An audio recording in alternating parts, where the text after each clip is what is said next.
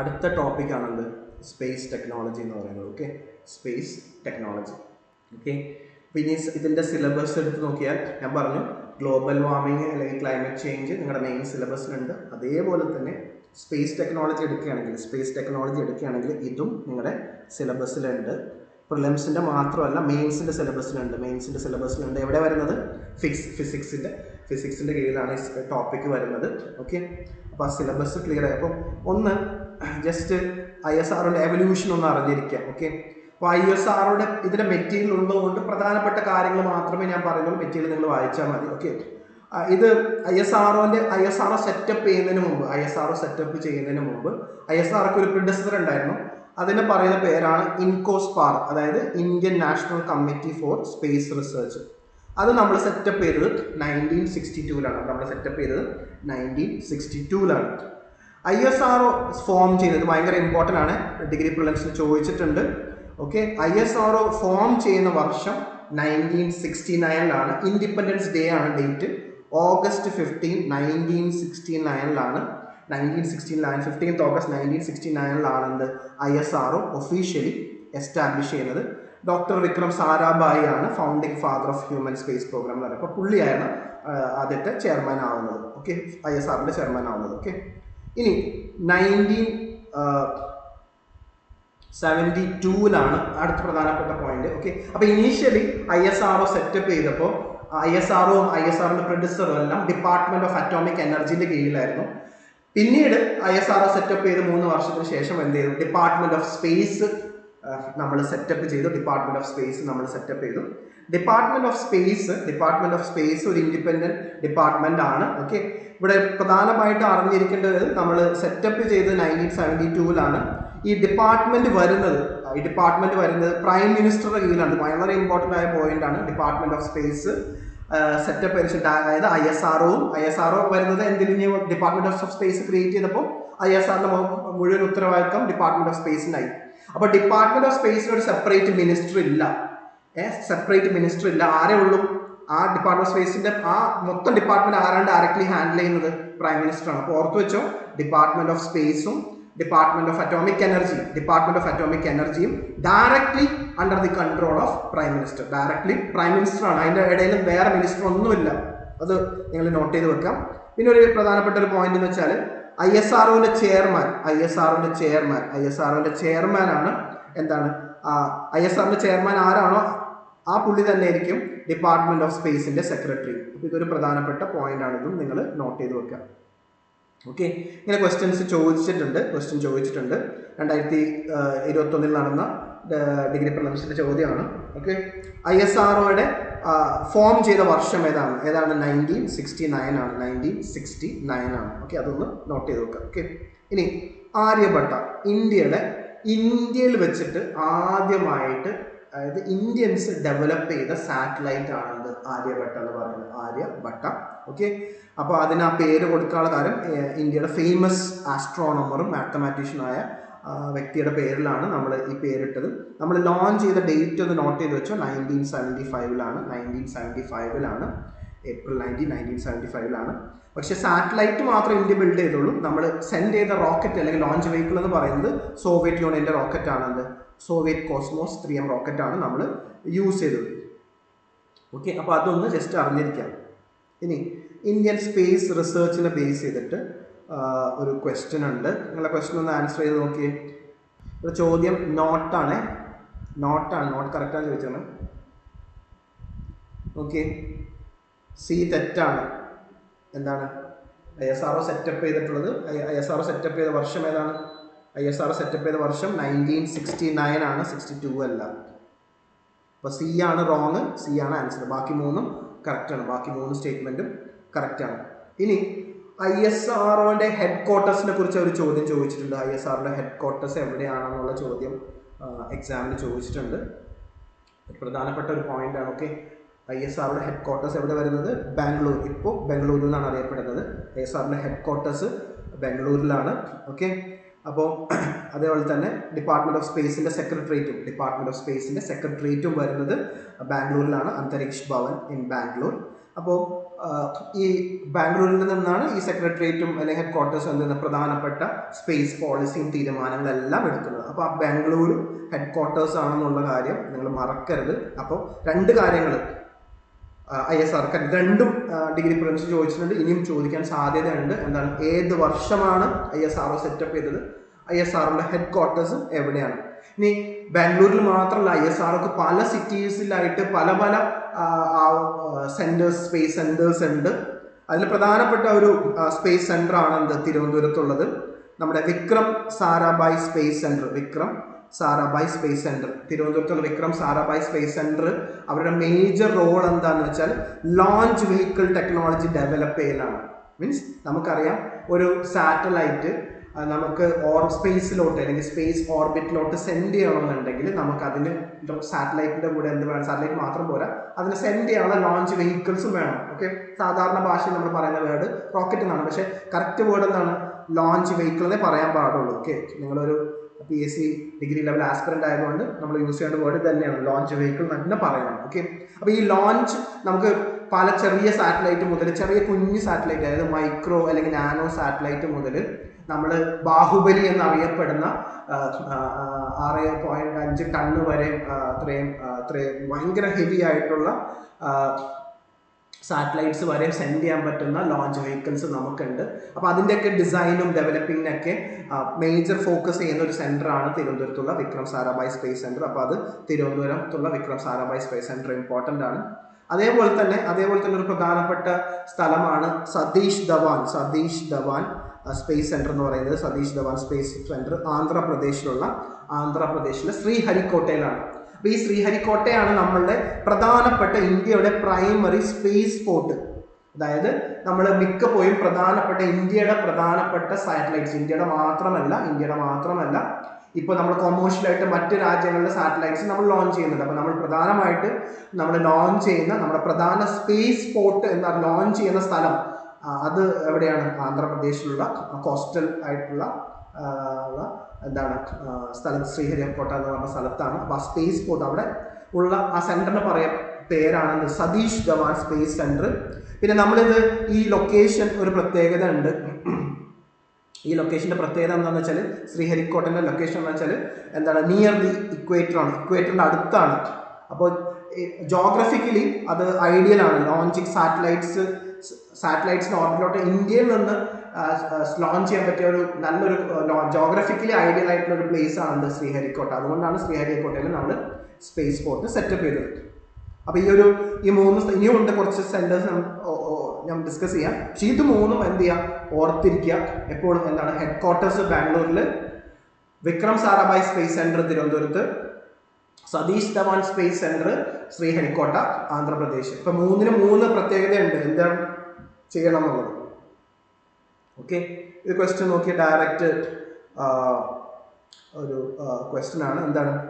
എവിടെയാണ് head quarters, ISROന്റെ head quarters 2023 ചോദിച്ച factual based question ആണ്, പക്ഷെ ഇമ്പോർട്ടൻ്റ് ആണ്. ബാംഗ്ലൂരാണ് ആൻസർ. ഇതിനെ കുറിച്ചിട്ടും ചോദിച്ചിട്ടുണ്ട്. National remote sensing centre. അപ്പോൾ 4 പ്രധാനപ്പെട്ട സെന്റർ. അപ്പോൾ നമ്മൾ സ്പേസ് പോർട്ട് എവിടെയെന്ന് അറിയാം, അതേപോലെ തന്നെ ലോഞ്ച് വെഹിക്കിൾസ് ഡെവലപ്പ് ചെയ്യുന്ന, ഡിസൈൻ ചെയ്യുന്ന പ്രധാനപ്പെട്ട സ്ഥലം അറിയാം, തിരുവനന്തപുരം വിക്രം സാരാഭായ് സ്പേസ് സെന്റർ. പിന്നെ റിമോട്ട് സെൻസിങ് സെന്റർ, ആ പേരിൽ തന്നെയുണ്ട്, നാഷണൽ റിമോട്ട് സെൻസിങ് സെന്റർ. അത് നമ്മൾ സെറ്റപ്പ് ചെയ്തിട്ടുള്ളത് ഹൈദരാബാദ്. ഓക്കെ, അപ്പോൾ നമ്മൾ നോക്കി എല്ലാ സദേൺ സ്റ്റേറ്റ്സിലും ഓൾമോസ്റ്റ് ഇത് വരുന്നുണ്ട്.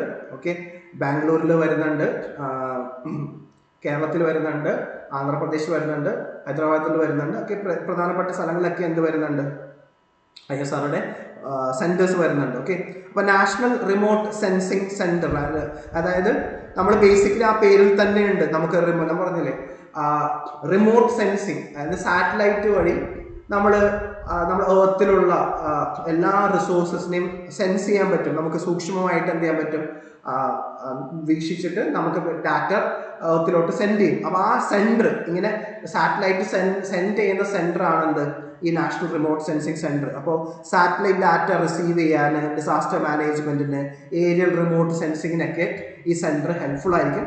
നിങ്ങൾ ജസ്റ്റ് ഒന്ന് വായിച്ചാൽ മതി ഈ സെൻറ്റർ എന്താണ്, റിമോട്ട് സെൻസിങ് എന്താണ് ചെയ്യണമെന്നുള്ളതും നിങ്ങൾക്ക് മനസ്സിലാവും. ഓക്കെ, ഇതിൽ പ്രധാനപ്പെട്ട ഒരു കാര്യം ഇതാണ്, ഇമ്പോർട്ടൻ്റ് ആണ്. ഭുവൻ പോർട്ടൽ വേണമെങ്കിൽ എക്സാമിന് ചോദിക്കാം. എന്താണ് ഭുവൻ പോർട്ടൽ? അപ്പം ഈ ഭുവൻ പോർട്ടൽ എന്ന് വെച്ചാൽ നമ്മൾ ഗൂഗിൾ എർത്ത് എന്ന് കേട്ടിട്ടില്ലേ? ഗൂഗിൾ എർത്ത് എന്താ? ഗൂഗിൾ എർത്ത് ഒരു ആപ്പാണ് അല്ലേ? നമ്മൾ ആ ഗൂഗിൾ എർത്ത് ഉണ്ടെങ്കിൽ നമുക്ക് ഏത് സ്ഥലവും നമുക്ക് എന്ത് ചെയ്യാൻ പറ്റും, അതിൻ്റെ ലൊക്കേഷനും എല്ലാം ഡീറ്റെയിൽ ആയിട്ട് അതിൻ്റെ ഇൻഫർമേഷൻ നമുക്ക് കിട്ടും. അപ്പോൾ ഗൂഗിൾ എർത്തിന് സിമിലർ ആയിട്ടുള്ള ഇന്ത്യയുടെ സിമിലർ ആയിട്ടുള്ള ഒരു ആപ്ലിക്കേഷനാണ് എന്ത്, ഭുവൻ പോർട്ടൽ എന്ന് പറയുന്നത്. അത് ഡെവലപ്പ് ചെയ്തത് ആരാണ്? ഈ സെൻറ്ററാണ്, നാഷണൽ റിമോട്ട് സെൻസിങ് സെൻറ്റർ ആണ്. അപ്പോൾ ആ ഒരു പോയിന്റ് ഒന്ന്, ഭുവൻ പോർട്ടൽ എന്താണെന്ന് ചോദിക്കാം. UPSCക്ക് ചോദിച്ചിട്ടുണ്ട് എന്താണ് ഭുവൻ പോർട്ടൽ എന്നുള്ളത്.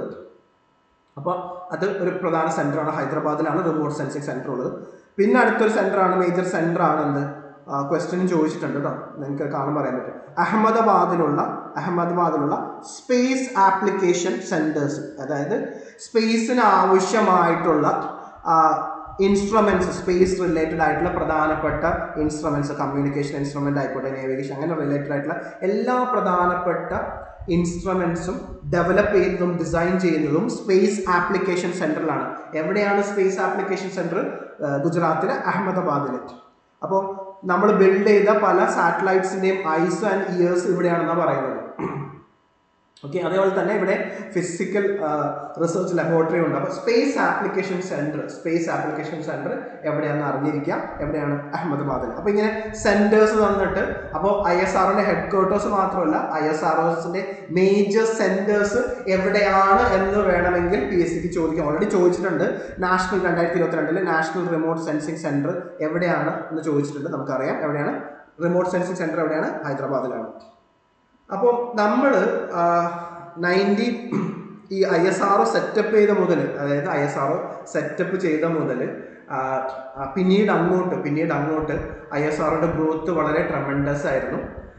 അപ്പോൾ 1992 ISRO, നമ്മൾ 90s ആയപ്പോഴത്തേക്കും ISRO ഒരു ഫേമസ് ലോഞ്ചും, അതായത് ISRO സ്വന്തമായിട്ട് സാറ്റലൈറ്റ്സ് ലോഞ്ച് ചെയ്യാനും സ്വന്തമായിട്ട് ഫുള്ളി ഡെവലപ്പ് ചെയ്യാനൊക്കെ തുടങ്ങി. അപ്പോൾ സ്വന്തമായിട്ടുള്ള ലോഞ്ചിങ് കൂടാണ്ട് മറ്റ് സാറ്റലൈറ്റ്സിനെയും ലോഞ്ച് ചെയ്യാൻ, മറ്റ് രാജ്യങ്ങളുടെ സാറ്റലൈറ്റ്സിനെയും ലോഞ്ച് ചെയ്യാൻ തുടങ്ങി. അപ്പോൾ മറ്റ് സാറ്റലൈറ്റ്സിനെ ലോഞ്ച് ചെയ്യാൻ നേരത്ത് നമുക്ക് എന്ത് ചെയ്യും? ISROക്ക് പണം കിട്ടും. അപ്പോൾ അങ്ങനത്തെ കാര്യങ്ങൾ, അപ്പോൾ കൊമേഴ്ഷ്യൽ ആൻഡ് മാർക്കറ്റിംഗ് ആക്ടിവിറ്റീസിന് വേണ്ടി ISRO ഒരു സെപ്പറേറ്റ് കമ്പനി സെറ്റപ്പ് ചെയ്തു. അതാണ് എന്ത്, ആൻഡ്രിക്സ് കോർപ്പറേഷൻ ലിമിറ്റഡ് എന്ന് പറയുന്നത്. പിന്നീട് 2019 പുതിയൊരു കോർപ്പറേഷൻ, നിങ്ങൾ വായിച്ചാൽ മതി എന്താണ് ആൻഡ്രിക്സ് കോർപ്പറേഷൻ എന്നൊക്കെ. 2019 പുതിയൊരു second commercial arm of ISRO setup ചെയ്തു. അതാണ് new space India limited. 2019 new space India limited setup ചെയ്തതിന് ശേഷം ആൻഡ്രിക്സ് കോർപ്പറേഷന്റെ മാർക്കറ്റിംഗും കൊമേഴ്ഷ്യൽ റോളൊക്കെ കുറഞ്ഞു. ഇവരാണിപ്പോൾ നമുക്കറിയാം ഡിസംബർ 2025 ISRO US ബേസ്ഡ് കമ്പനിയുടെ ബ്ലൂബേർഡ് 6 എന്ന ഒരു ഹെവി സാറ്റലൈറ്റ് ISRO ലോഞ്ച് ചെയ്തു. അപ്പോൾ സാറ്റലൈറ്റ് ഇന്ത്യയുടെ അല്ല, പക്ഷെ ലോഞ്ച് വെഹിക്കിൾ ഇന്ത്യൻ്റെയാണ്. അപ്പോൾ ISRO അതിന് വേണ്ടിയിട്ട് അതിനോട് പൈസ കിട്ടി. അപ്പോൾ അതിനൊക്കെ അതിൻ്റെ പൈസ എല്ലാം ഡീൽ ചെയ്തത്, കൊമേഴ്ഷ്യൽ കൺസേൺസ് ഒക്കെ ഡീൽ ചെയ്തത് ന്യൂ സ്പേസ് ഇന്ത്യ ലിമിറ്റഡ് ആണ്. അപ്പോൾ ആൻഡ്രിക്സ് കോർപ്പറേഷൻ ഇപ്പോഴും നിലവിലുണ്ട്, പക്ഷേ ആൻഡ്രിക്സ് കോർപ്പറേഷൻ റോള് വളരെ കുറവാണ്. നമുക്ക് ISRO റിലേറ്റഡ് ആയിട്ടുള്ള കുറച്ച് കേസസ് ഒക്കെയാണ് ഇപ്പോൾ അവർ ഡീൽ ചെയ്യുന്നത്. ഇപ്പോൾ റീസെൻ്റ് ആയിട്ടുള്ള എല്ലാ കൊമേഴ്ഷ്യൽ ഡീലിംഗ് എല്ലാം നടത്തുന്നത്, മാർക്കറ്റിംഗ് എല്ലാം നടത്തുന്നത് ന്യൂ സ്പേസ് ഇന്ത്യ ലിമിറ്റഡ് ആണ്. ആ ഒരു കാര്യം നിങ്ങൾ നോട്ട് ചെയ്ത് നോക്കുക. ബാക്കി മെറ്റീരിയൽ ഉണ്ട്, വായിച്ചാൽ മതി. പക്ഷേ 2022 ഇങ്ങനെ ഒരു ക്വസ്റ്റ്യൻ ചോദിച്ചിട്ടുണ്ട്. Dash is the marketing arm of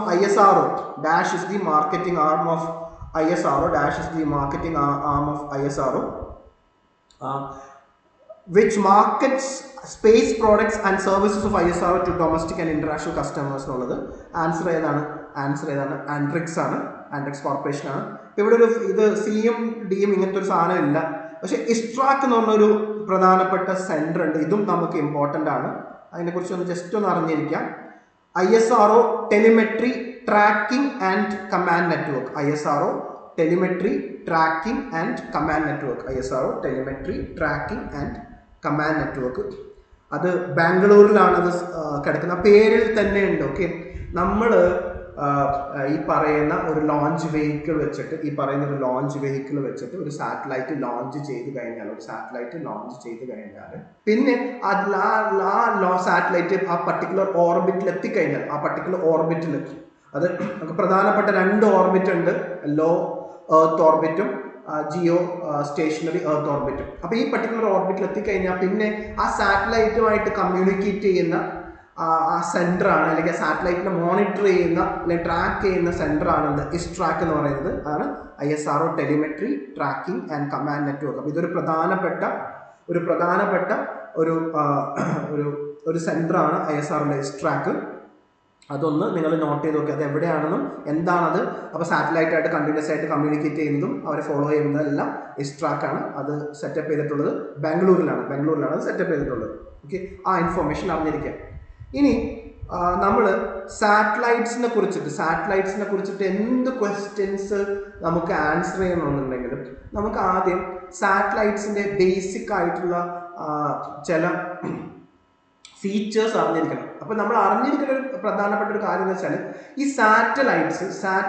satellites നമ്മൾ നോർമലി ഒരു ഓർബിറ്റിലോട്ടാണ്, എർത്തിന് ചുറ്റുമുള്ള ഒരു ഓർബിറ്റിലോട്ടാണ് സെൻഡ് ചെയ്യുന്നത്.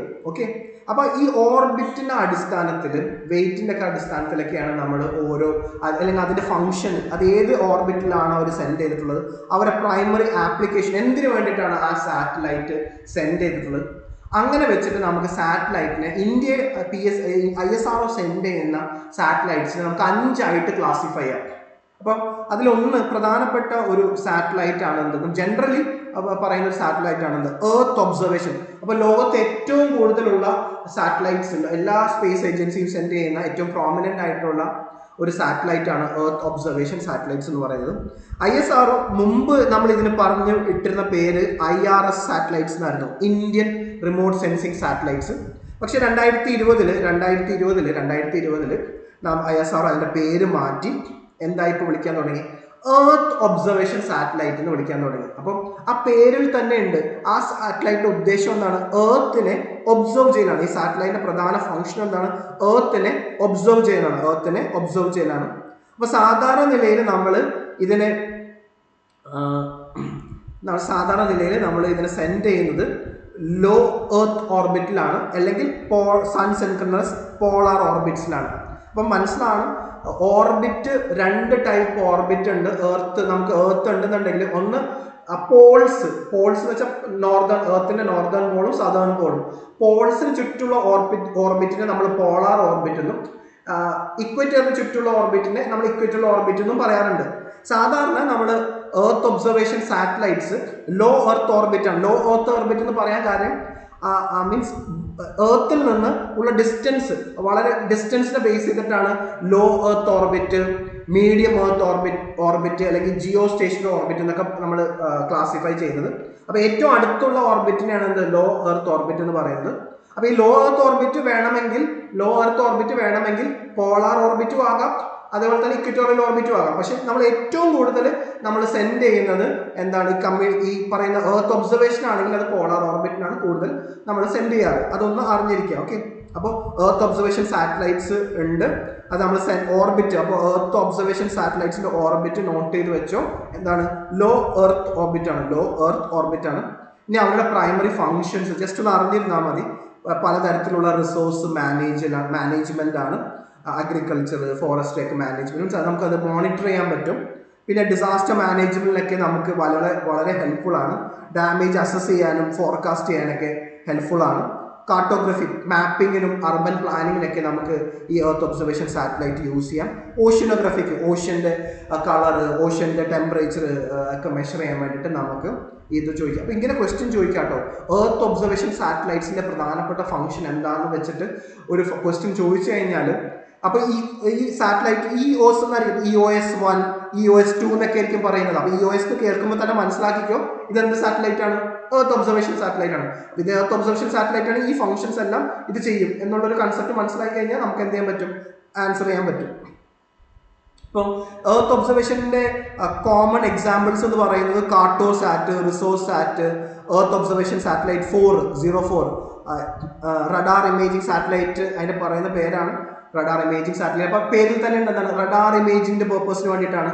കാർട്ടോസാറ്റ് എന്ന് പറയുമ്പോൾ എന്താണ്, കാർട്ടോഗ്രാഫിക്ക് വേണ്ടിയിട്ടാണ്. റിസോസാറ്റ് എന്ന് വെച്ചാൽ റിസോഴ്സ് മോണിറ്ററിങ് അല്ലെങ്കിൽ റിസോഴ്സ് മാനേജ്മെന്റ് ആണ് അതിൻ്റെ പർപ്പസ്. പിന്നെ അതുപോലെ തന്നെ നിസാർ പ്രോജക്റ്റ്, അതായത് ഇന്ത്യ US ഒരു റഡാർ പ്രോജക്റ്റ് സെൻഡ് ചെയ്തിരുന്നു. എന്താണ്, NASA, ISRO, synthetic aperture radar, ഇതെല്ലാം സെൻഡ് ചെയ്തത്, ഈ സാറ്റലൈറ്റ് ഒക്കെ സെൻഡ് ചെയ്തത് നമ്മൾ എന്ത് വെച്ചിട്ടാണ്, എർത്ത് ഒബ്സർവേഷൻ സാറ്റലൈറ്റ് വെച്ചിട്ടാണ്. നമ്മൾ എവിടെയാണത് സെൻഡ് ചെയ്യുന്നത്, ലോ എർത്ത് ഓർബിറ്റിലാണ്. അത്രയും കാര്യങ്ങൾ നോട്ട് ചെയ്ത് വെക്കാം. ഇനി കമ്മ്യൂണിക്കേഷൻ സാറ്റലൈറ്റ്, ഇത് വളരെ ഇമ്പോർട്ടൻ്റ് ആണ്. Communication satellite, okay. Communication satellite എന്ന് പറഞ്ഞാൽ പേരിൽ തന്നെ ഉണ്ട്, അതിന്റെ പ്രധാന ലക്ഷ്യം എന്താണ്, എർത്ത് ഒബ്സർവേഷൻ സാറ്റലൈറ്റിന്റെ പ്രധാന ലക്ഷ്യം എർത്ത് ഒബ്സർവ് ചെയ്യുന്നതാണെങ്കിൽ, എർത്തിനെ ഒബ്സർവ് ചെയ്യുന്നതാണെങ്കിൽ, കമ്മ്യൂണിക്കേഷൻ സാറ്റലൈറ്റിന്റെ പ്രധാന ലക്ഷ്യം എന്ന് പറയുന്നതാണ് ഇന്ത്യയുടെ, പ്രത്യേകിച്ച് ഇന്ത്യൻ സാറ്റലൈറ്റ്, നമ്മൾ ISROയുടെ കേസിലാണ് പറയുന്നത്, ഇന്ത്യയുടെ ടെലികമ്മ്യൂണിക്കേഷൻസ് ഇൻഫ്രാസ്ട്രക്ചറിനെ സപ്പോർട്ട് ചെയ്യാം. മൊബൈൽ ഫോൺ, ബ്രോഡ്ബാൻഡ്, അതേപോലത്തുള്ള കാര്യത്തിലൊക്കെ നമ്മളിപ്പോൾ ലേറ്റസ്റ്റ് ആയിട്ട് ഇവൻ സാറ്റലൈറ്റ് വഴിയും ബ്രോഡ്ബാൻഡ് ഒക്കെ യൂസ് ചെയ്യാൻ തുടങ്ങിയിട്ടുണ്ട്. അത് ലേറ്റസ്റ്റ് ആയിട്ടുള്ള ടെക്നോളജിയാണ്, ഓക്കെ. അപ്പോൾ അത് ഓർത്തൊക്കെ, ബേസിക് പ്രൈമറി ലക്ഷ്യം എന്ന് പറഞ്ഞാൽ ടെലികമ്മ്യൂണിക്കേഷൻ ആണ്. നമ്മൾ മൊബൈൽ റിലേറ്റഡ് ആയിട്ടുള്ള നെറ്റ്വർക്ക് എല്ലാം നടക്കുന്നത് എന്താണ്, ഈ കമ്മ്യൂണിക്കേഷൻ സാറ്റലൈറ്റ് വെച്ച്. അതുപോലെ തന്നെ TV ഒക്കെ, പണ്ടൊക്കെ TV ഒക്കെ ആണെങ്കിൽ ഇപ്പോൾ ബ്രോഡ്ബാൻഡ് പോലത്തെ DTH ഒക്കെ നമ്മൾ എന്താണ് ഈ സാറ്റലൈറ്റ് യൂസ് ചെയ്യാറുണ്ട്, ഓക്കെ. അപ്പോൾ ഇവിടെ ശ്രദ്ധിക്കുന്ന ഒരു പ്രധാനപ്പെട്ട കാര്യം എന്ന് വെച്ചാൽ, നമ്മൾ GEO കമ്മ്യൂണിക്കേഷൻ സാറ്റലൈറ്റ് നോർമലി നമ്മൾ ലോഞ്ച് ചെയ്യുന്നത് ജിയോ സ്റ്റേഷനറി എർത്ത് ഓർബിറ്റിലാണ്. എന്താണ് ആ പേരിൽ തന്നെയുണ്ട്, എന്താണ് ജിയോ സ്റ്റേഷനറി എർത്ത് ഓർബിറ്റിന്റെ പ്രത്യേകത? ആ പേരിൽ പ്രത്യേകത ഉണ്ട്. അപ്പൊ ഞാൻ പറഞ്ഞു ജിയോ സ്റ്റേഷനറി ഓർബിറ്റ് എന്ന് പറഞ്ഞാൽ ആ ഡിസ്റ്റൻസ്, അത് എക്സാമിന് ചോദിച്ചിട്ടുണ്ട്, PSCക്ക് ചോദിച്ചിട്ടില്ല, പക്ഷെ UPSCക്ക് ഒക്കെ ചോദിച്ചിട്ടുണ്ട്. ഈ ഡിസ്റ്റൻസ്, ജിയോ സ്റ്റേഷനറി ഓർബിറ്റിന്റെ ഡിസ്റ്റൻസ് ഏകദേശം 36,000 കിലോമീറ്റർ ആണ്. എക്സാക്ട് പറയുകയാണെങ്കിൽ 35,756 കിലോമീറ്റർ. എർത്തിന്റെ ഇക്വേറ്ററിൽ നിന്ന് 35,756 കിലോമീറ്റർ അകലെ. അപ്പോൾ എർത്തിന്റെ ഇക്വേറ്ററിന് ചുറ്റുമാണ് ഈ ഓർബിറ്റ് ഉള്ളത്. എന്തുകൊണ്ടാണ് ഈ ഇത്രയും, അപ്പൊ എർത്തിന്റെ ഇക്വേറ്ററിൽ നിന്ന് ഇത്രയും ഡിസ്റ്റൻസിൽ അകലെയുള്ള ഈ ഓർബിറ്റിന്റെ പ്രത്യേകത എന്ന് വെച്ചാൽ, ആ ഓർബിറ്റിൽ അവിടെ ഒരു സാറ്റലൈറ്റ് നിൽക്കുകയാണെങ്കിൽ, കാരണം എർത്തിന്റെ നമുക്കറിയാം, എർത്തിന്റെ റൊട്ടേഷന്റെ സ്പീഡും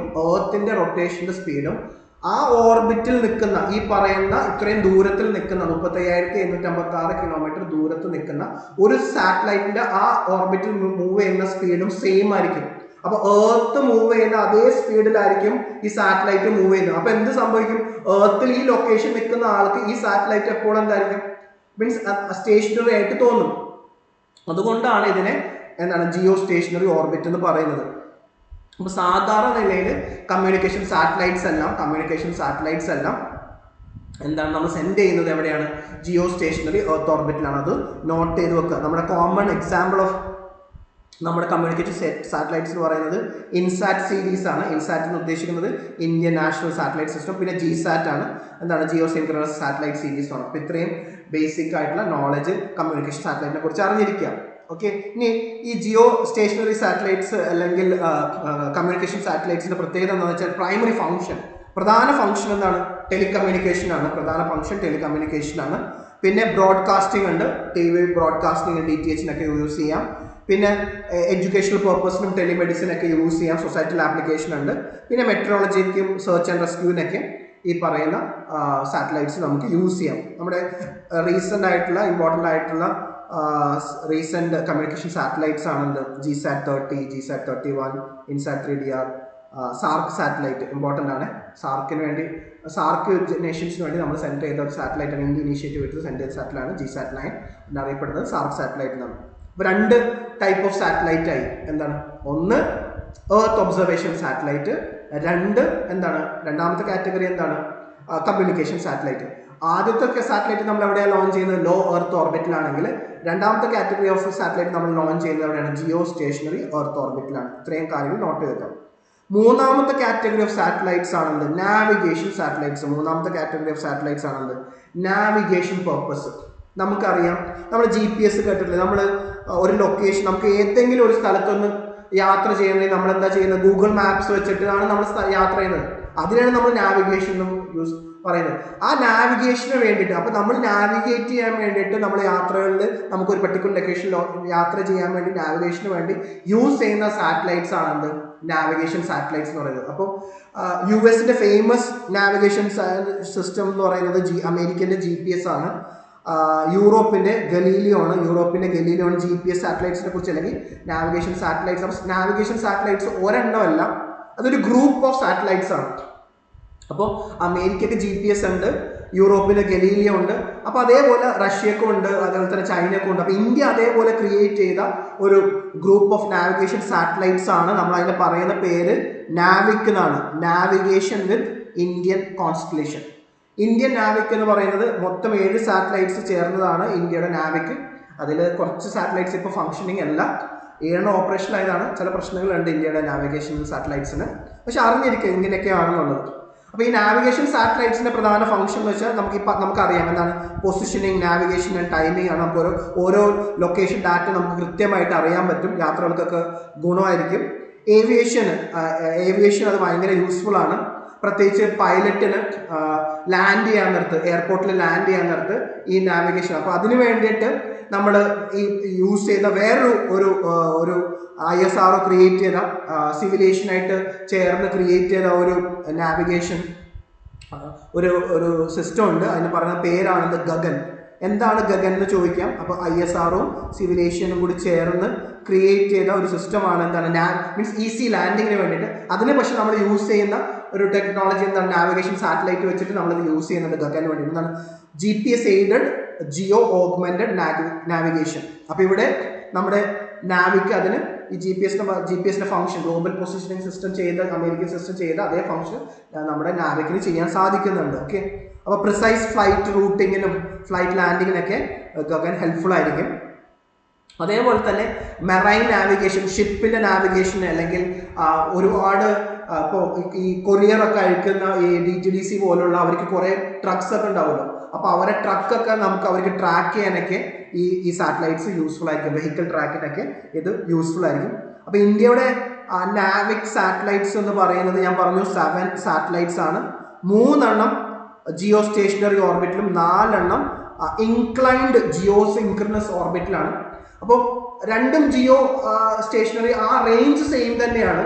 ഈ ജിയോ സ്റ്റേഷനറി ഓർബിറ്റിലുള്ള സാറ്റലൈറ്റ് ഞാൻ പറഞ്ഞില്ലേ, അത് അനങ്ങില്ല, അത് മീൻസ് അത് അവിടെ തന്നെ ആ ഓർബിറ്റിൽ തന്നെ കിടക്കും, മൂവ് ചെയ്യും. പക്ഷെ ഈ ഇൻക്ലൈൻഡ് ജിയോ സിൻക്രണസ് ആകുമ്പോൾ ഈ സാറ്റലൈറ്റ് ഇക്വേറ്ററിന് ഒരു ചെറിയൊരു ഇൻക്ലിനേഷൻ ഉണ്ടോ ഈ ജിയോ സിൻക്രണസ് ആയിട്ടുള്ള ഇൻക്ലൈൻഡ് ആയിട്ടുള്ള സാറ്റലൈറ്റ്സ്, ഈ ഓർബിറ്റിൽ കിടക്കുന്ന സാറ്റലൈറ്റ്, കാരണം ഓർബിറ്റ് അങ്ങനെയാണ് കിടക്കുന്നത്. അപ്പോൾ അതുകൊണ്ട് തന്നെ ജിയോ സിൻക്രണസിൽ കിടക്കുന്ന ഇൻക്ലൈൻഡ് ഓർബിറ്റിൽ കിടക്കുന്ന സാറ്റലൈറ്റിന് എന്ത് ചെയ്യാൻ പറ്റും, ചെറുതായിട്ട് അങ്ങോട്ടും ഇങ്ങോട്ടും മൂവ് ചെയ്യുന്ന പോലെ നമുക്ക് തോന്നും ആ ഇൻക്ലിനേഷൻ കാരണം. അപ്പോൾ നമ്മൾ എർത്തിൽ നിന്ന് നോക്കുമ്പോൾ, നമ്മൾ ഈ ജിയോ സിൻക്രണസ് ഇൻക്ലൈൻഡ് സാറ്റലൈറ്റ് ആണെന്നുണ്ടെങ്കിൽ എന്താണ്, ചെറിയ രീതിയിലൊരു മൂവ്മെന്റ് നമുക്ക് കാണാൻ പറ്റും. മറിച്ച് ജിയോ സ്റ്റേഷനറി ഓർബിറ്റിലാണെങ്കിൽ അതെന്താണ്, സ്റ്റാറ്റിക് ആയിട്ടേ തോന്നുള്ളൂ. അതാണ് ജിയോ സ്റ്റേഷനറി എന്നുള്ള പേര്. ജസ്റ്റ് കൺസെപ്റ്റ് ആണ്, ഡീറ്റെയിൽ ആയിട്ടൊന്നും അറിയേണ്ട, ജസ്റ്റ് അറിഞ്ഞിരുന്നാൽ മതി. എന്താണ്, മൊത്തം 7 സാറ്റലൈറ്റിൽ, നാവിക് സാറ്റലൈറ്റിൽ 3 എണ്ണം ജിയോ സ്റ്റേഷനറി ഓർബിറ്റിലും 4 എണ്ണം ജിയോ സിൻക്രണസ് ഓർബിറ്റിലുമാണ് എന്നുള്ളത് അറിഞ്ഞിരിക്കുക. പിന്നെ ഈ നമ്മുടെ ഇന്ത്യയുടെ, ഇപ്പോൾ അമേരിക്കയുടെ GPS എന്ന് പറഞ്ഞു കഴിഞ്ഞാൽ ഗ്ലോബലിയാണ്, മൊത്തം ഗ്ലോബിനെ അല്ലെ മൊത്തം എർത്തിനെ അത് കവർ ചെയ്യുന്നുണ്ട്. പക്ഷെ ഇന്ത്യയുടെ നാവിഗേഷൻ സാറ്റലൈറ്റ് എന്ന് പറയുന്നത് ഇന്ത്യൻ സബ് കോണ്ടിനെന്റ് മാത്രമേ കവർ ചെയ്യുന്നുള്ളൂ. ഏകദേശം 1500 കിലോമീറ്റർ റേഞ്ച് ഇന്ത്യക്ക് അപ്പുറത്തിപ്പുറത്തായിട്ട് ആ രീതിയിൽ എന്ത് ചെയ്യുന്നുള്ളൂ. അപ്പോൾ മൊത്തം കവർ ചെയ്യുന്നില്ല. ഇന്ത്യയുടെ ഒരു റീജിയനെ മാത്രമേ, ഇന്ത്യൻ റീജിയൻ, സബ് കോണ്ടിനെന്റ് റീജിയനെ മാത്രമേ കവർ ചെയ്യുന്നുള്ളൂ. അത് നോളജും നിങ്ങൾക്ക് അറിഞ്ഞിരിക്കണം. അപ്പോൾ 3ാമത്തെ സാറ്റലൈറ്റ് ക്ലാസിഫിക്കേഷൻ കഴിഞ്ഞു. എന്താണ്, നാവിഗേഷൻ സാറ്റലൈറ്റ്. ഓക്കെ, 4ാമത്തത് സ്പേസ് എക്സ്പ്ലോറേഷനും സ്പേസ് സയൻസിനും വേണ്ടി ഉപയോഗിക്കുന്ന സാറ്റലൈറ്റ്സ് ആണ്. നമുക്കറിയാം, നമ്മൾ റീസെൻ്റ് ആയിട്ട് പല ചന്ദ്രയാന് വേണ്ടി അയച്ചു, മാർസ് മിഷന് വേണ്ടി അയച്ചു, സോളാർ മിഷന് വേണ്ടിയിട്ട് ആദിത്യ എല്ലാം അയച്ചു. ഇതിനൊക്കെ സെൻഡ് ചെയ്യുന്ന സാറ്റലൈറ്റ്സിനെയാണ് നമ്മൾ എന്ത് പറയുന്നത്, എക്സ്പ്ലോറേഷൻ സ്പേസ് ക്രാഫ്റ്റ് അല്ലെങ്കിൽ സ്പേസ് സയൻസ് ആൻഡ് എക്സ്പ്ലോർ. ആ കാറ്റഗറിയിലെല്ലാം ഇതെല്ലാം പെടും. ഓക്കെ, അപ്പോൾ ഒരു പർട്ടിക്കുലർ പേർപ്പസിന് വേണ്ടിയിട്ട്, അപ്പോൾ അതിൻ്റെ ഈ പറയുന്ന ഡീപ് സ്പേസ് പ്രോബിന് വേണ്ടിയിട്ട് കൂടുതൽ സ്റ്റഡി ചെയ്യാൻ വേണ്ടിയാണ് നമ്മൾ ഈ എക്സ്പ്ലോറേഷൻ അല്ലെങ്കിൽ space science space craft send ചെയ്യുന്നത്. അപ്പോൾ പല ഇത് സ്റ്റഡീസ് നമുക്ക് തിയററ്റിക്കൽ ഫിസിക്സിനൊക്കെ ഇത് യൂസ്ഫുൾ ആണ്. ഇതിന്റെ പ്രൈമറി ഫംഗ്ഷൻ എന്ന് പറയുന്നത് ആസ്ട്രോണമിക്കും ആസ്ട്രോഫിസിക്സിനും ഈ സാറ്റലൈറ്റ്സ് യൂസ്ഫുൾ ആണ്. പ്ലാനറ്ററി എക്സ്പ്ലോറേഷന് യൂസ്ഫുൾ ആണ്. സോളാർ സ്റ്റഡീസിനും യൂസ്ഫുൾ ആണ്. അത് നമ്മൾ എക്സാമ്പിളായിട്ട് നമ്മൾ പറയുന്നത് ആസ്ട്രോസാറ്റ്. ഇത് ഡിഗ്രി പ്രിലിംസിന് ചോദിച്ചിട്ടുണ്ട് എന്താണ് ആസ്ട്രോസാറ്റ്. ഇന്ത്യയുടെ ആദ്യത്തെ dedicated multi wave length space observatory ആണ്. മൾട്ടി വേവ് ലെങ്ത്, പണ്ട് സിംഗിൾ വേവ് ലെങ്ത്തിലൊക്കെ ഉണ്ടായിട്ട് മൾട്ടി വേവ് ലെങ്ത്, പല വേവ് ലെങ്ത്തിലുള്ള സ്പേസ് ഒബ്സർവേറ്ററി ആണ് ആസ്ട്രോസാറ്റ്. അതിനെക്കുറിച്ച് ക്വസ്റ്റ്യൻ ചോദിച്ചിട്ടുണ്ട്. ആദ്യത്തെ L1 സണ്ണിനെ കുറിച്ച് പഠിക്കാൻ വേണ്ടി നമ്മൾ സെറ്റ് ചെയ്ത സെപ്റ്റംബർ 2023 സെൻഡ് ചെയ്ത സാറ്റലൈറ്റ് ആണ്. അതിനെ കുറിച്ചിട്ടും ക്വസ്റ്റ്യൻ ചോദിച്ചിട്ടുണ്ട്. ചന്ദ്രയാനെ കുറിച്ചിട്ടും ക്വസ്റ്റ്യൻസ് ചോദിച്ചിട്ടുണ്ട്. ഓക്കെ, അതെല്ലാം നമുക്ക് ഡിസ്കസ് ചെയ്യാം. പിന്നെ മംഗൾയാനിൽ നമ്മൾ സെൻഡ് ചെയ്തിട്ടുണ്ട്. മംഗൾയാനിന്റെ പ്രിലിംസിൽ ഇതുവരെ ക്വസ്റ്റ്യൻ ചോദിച്ചിട്ടില്ല. ഓക്കെ, അപ്പോൾ ഇത്രയും കാര്യങ്ങൾ നിങ്ങൾ അറിഞ്ഞിരിക്കുക. അപ്പോൾ ഇതെല്ലാം ഈ പറയുന്ന ഇങ്ങനെ സ്ഥലത്ത് പോയിട്ട് നമ്മൾ സെൻഡ് ചെയ്തിട്ട് നമ്മൾ ഈ പർട്ടിക്കുലർ സണ്ണിനെ കുറിച്ചിട്ടും അല്ലെങ്കിൽ മൂണിനെ കുറിച്ചിട്ടും മാർസിനെ കുറിച്ചുള്ള സ്റ്റഡീസിന് സെൻഡ് ചെയ്യുന്ന സ്പേസ് ക്രാഫ്റ്റ് ആണ് 4ാമത്തെ കാറ്റഗറി എന്ന് പറയുന്നത്. ഫൈനൽ കാറ്റഗറി എന്ന് പറയുന്നത് എന്താണ്? എക്സ്പെരിമെന്റിന് വേണ്ടിയിട്ട് അല്ലെങ്കിൽ സ്റ്റുഡൻറ് സാറ്റലൈറ്റ്സ്. അപ്പോൾ സ്റ്റുഡൻസ് യൂണിവേഴ്സിറ്റീസ് സെൻഡ് ചെയ്യുന്ന സാറ്റലൈറ്റ്, അല്ലെങ്കിൽ നമുക്ക് ഒരു മേജർ സാറ്റലൈറ്റ് സെൻഡ് ചെയ്യുന്നതിന് മുമ്പ് ആ സാറ്റലൈറ്റിന്റെ ഫംഗ്ഷൻ മനസ്സിലാക്കാൻ വേണ്ടി നമ്മൾ എക്സ്പെരിമെന്റിന് വേണ്ടിയിട്ട് സെൻഡ് ചെയ്യുന്ന സാറ്റലൈറ്റ്സ് എല്ലാം ലാസ്റ്റ് കാറ്റഗറിയിൽ വരും. അപ്പോൾ നമുക്ക് സ്പേസ് സയൻസിനെ കുറിച്ചിട്ട് കൂടുതൽ അറിയാനും കൂടുതൽ ഇൻട്രസ്റ്റ് അക്കാഡമിക്സ് അല്ലെങ്കിൽ യൂണിവേഴ്സിറ്റിയിലേക്ക് കൊണ്ടുവരാനൊക്കെ അതിനു വേണ്ടിയിട്ടാണ് ഈ സാറ്റലൈറ്റ്സ് നമ്മൾ ISRO ക്രിയേറ്റ് ചെയ്തിട്ടുള്ളത്. അപ്പോൾ അത്രയും കാര്യങ്ങൾ നിങ്ങൾ അറിഞ്ഞിരിക്കുക. ജസ്റ്റ് വായിച്ചാൽ മതി, നിങ്ങൾക്ക് മനസ്സിലാവും. ഓക്കെ, സ്റ്റുഡൻസ് സാറ്റലൈറ്റ്സിന് എക്സാമ്പിളായിട്ട് കലാം സാറ്റൊക്കെ പ്രധാനമൊക്കെ ഉണ്ട്. മെറ്റീരിയൽ ഒന്ന് വായിച്ചാൽ മതി. ഇനി ഇത് ഭയങ്കര ഇമ്പോർട്ടൻ്റ് ആണ്. ഞാൻ ഓൾറെഡി ഡിസ്കസ് ചെയ്താണ്. മേജർ പല തരത്തിലുള്ള ഓർബിറ്റ്സ് ഉണ്ട്. Low earth orbit, medium earth orbit, geostationary earth orbit. പക്ഷേ ഈ 2 ഓർബിറ്റ് നിങ്ങൾ ഒന്ന് പ്രധാനമായിട്ട് അറിഞ്ഞിരിക്കണം. എന്താണ് ലോ എർത്ത് ഓർബിറ്റ്? ഞാൻ പറഞ്ഞു, പ്രധാനമായിട്ടും നമ്മൾ എർത്ത് ഒബ്സർവേഷൻ സാറ്റലൈറ്റ് സെൻഡ് ചെയ്യുന്ന ഓർബിറ്റ് ആണെന്ന് ലോ എർത്ത് ഓർബിറ്റ്. ഏകദേശം 160 കിലോമീറ്റർ, അതായത് ഭൂമിയിൽ നിന്ന് അകലെ 160 കിലോമീറ്റർ മുതൽ 1500-2000 ആ റേഞ്ചിലുള്ള കിലോമീറ്റർ, ആ റേഞ്ചിൽ നമ്മൾ എന്ത് പറയും? അപ്പൊ നോർമലി നമ്മൾ 160 മുതൽ 1500 കിലോമീറ്റർ വരെ ഭൂമിയിൽ നിന്നുള്ള ദൂരത്തിനെയാണ് ആ ഓർബിറ്റിനെ പറയുന്നത്. ആ ഏരിയ, അത്രയും ഓർബിറ്റ്, ആ റേഞ്ചിലാണ് നമ്മൾ ഓർബിറ്റ് എങ്കിൽ നമ്മൾ അതിനെന്തെന്ന് പറയും? ലോ എർത്ത് ഓർബിറ്റ് എന്ന് പറയും.